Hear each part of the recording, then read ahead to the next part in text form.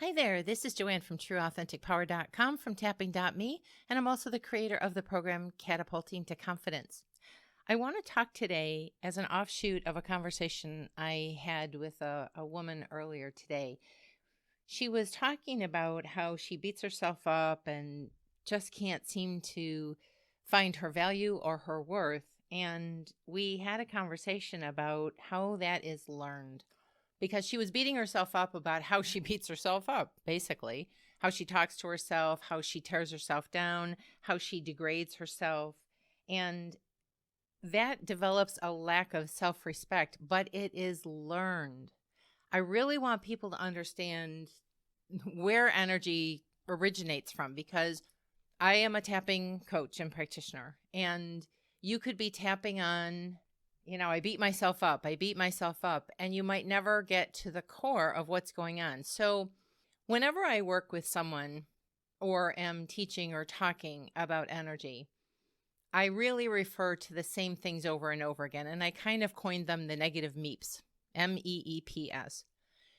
And the reason I coined that is because there's usually the same areas where people learn what they're doing, picked it up unconsciously, subconsciously, and developed stories and patterns around what they've learned.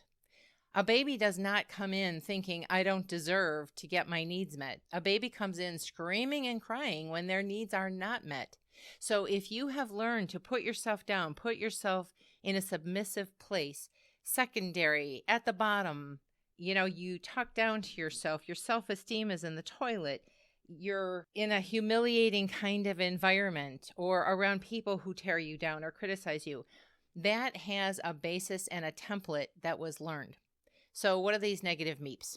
It starts with modeling from an early age, before the age of 7. Many people have heard me talk about this. I mention it in a lot of audio videos because it's important.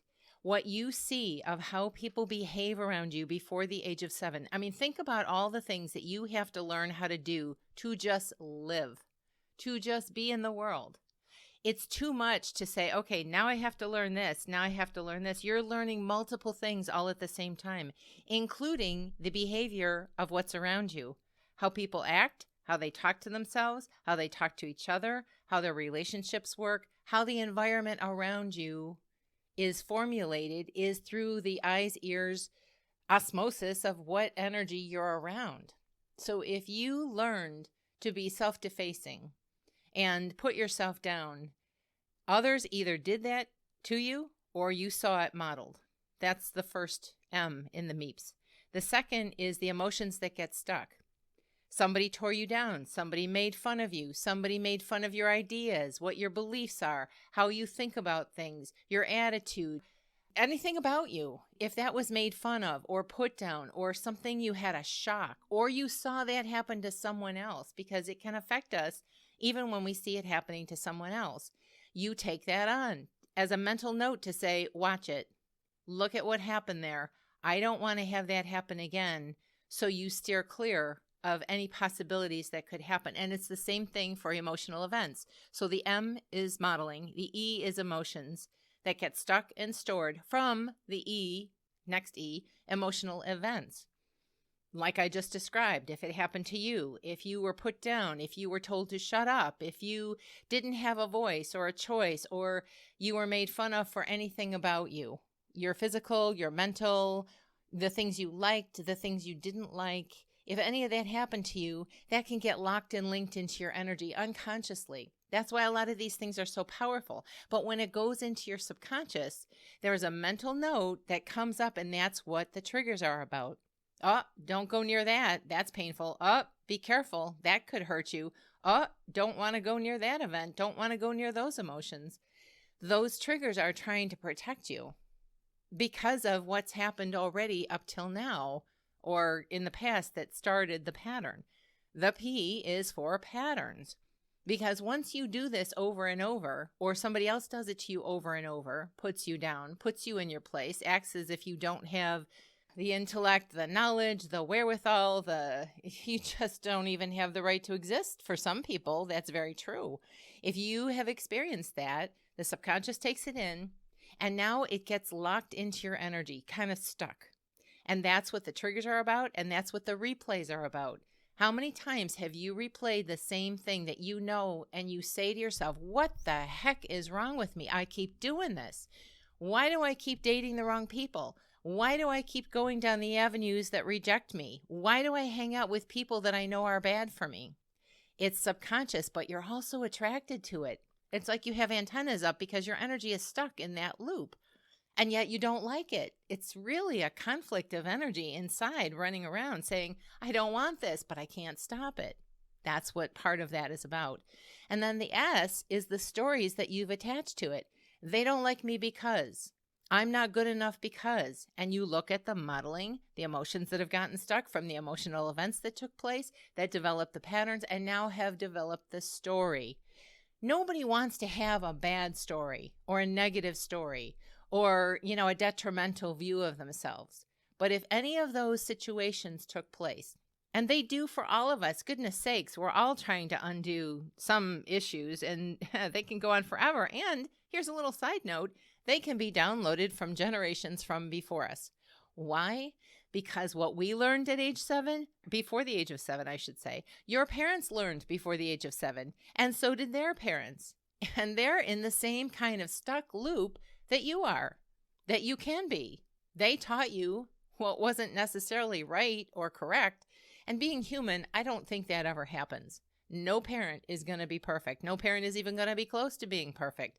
And especially if you've got detrimental patterns that you learned, you're going to pass those on, as well as the good things. You're going to pass on the good things too.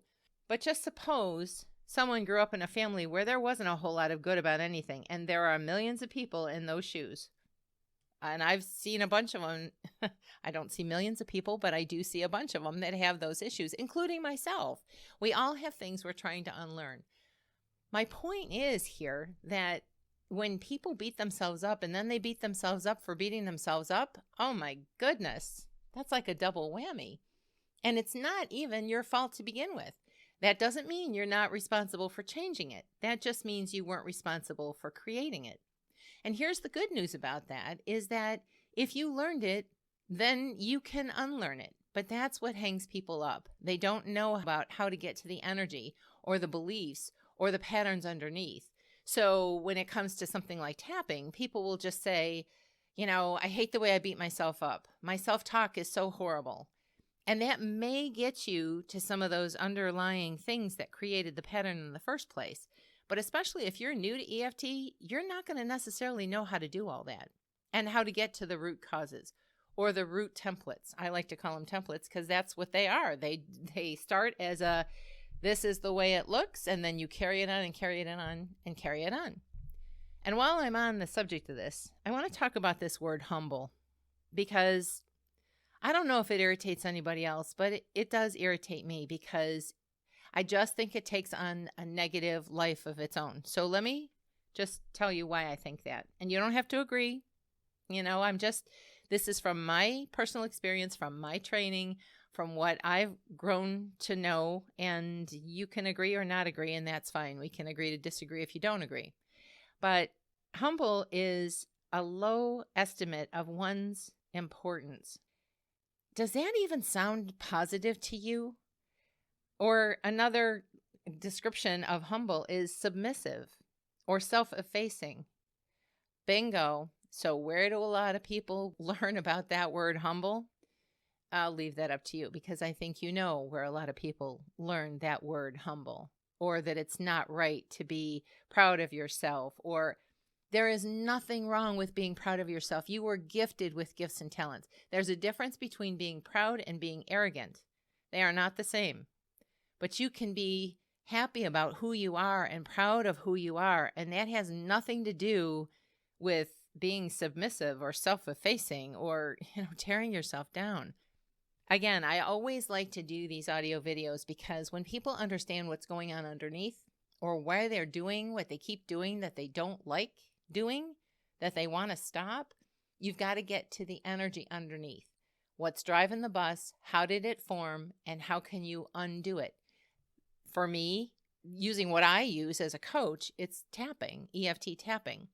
And the reason I like that tool is Because if you know how to use it, you can not only get to the root causes of the meeps, but it changes the dynamic in your energy. It can change how your body can release things, because this is not only a mind situation when you get stuck in, replays and loops. It holds in your body. And a lot of times when people are tapping with clients, this happens all the time. And I specifically say, where are you holding that? As we're tapping, you can see people change. You can see they start to hold their body differently, or they may frown, or you can just see things are moving. I will oftentimes say, where are you holding that? How do you know? How do you know it's in your body? How do you know it's at a level 10 versus a level 5? Because that is one of the parts of tapping. I don't always do that, asking people to rate it on a scale of 1 to 10, with 10 being the worst. Because if somebody is confused enough, they don't necessarily need to talk about the number. But I can go back and say, I know you were at a high level. What were you at? And what has it dropped to? And how do you know? Your mind and body will tell you. You will feel the changes. You will feel some relief. Your shoulders will drop. Different parts of your body may start reacting. And I'm talking any part of your body. I've had people talk about their fingertips being sore. I've had people talk about how they can feel it in their legs as if they want to run, or in their throat when they had no voice for some reason, or a myriad of other places, their jaw, their cheek, in their eyes. It doesn't matter where it's holding.